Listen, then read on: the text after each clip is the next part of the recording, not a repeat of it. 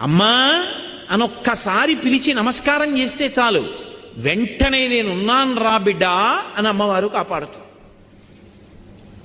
మీకు నేను ఒక మాట చెప్తే మీరు ఆశ్చర్యపోతారు. ఈ శ్లోకం ఎంత శక్తివంతమో తెలుసా?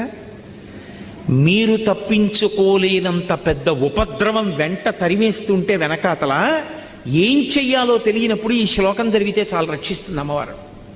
అంత శక్తివంతం. చండీపరదేవత అనుగ్రహం అంటే అలా ఉంటుంది. అందుకే చండీ చరణవు అని చండీపరదేవతని స్తోత్రం చేశారు శంకరాచార్యులు వారి ఈ శ్లోకంలో. అటువంటి అమ్మవారి పాదాలు పట్టుకుంటే సంస్కారవంతం చేస్తుంది మనస్సు.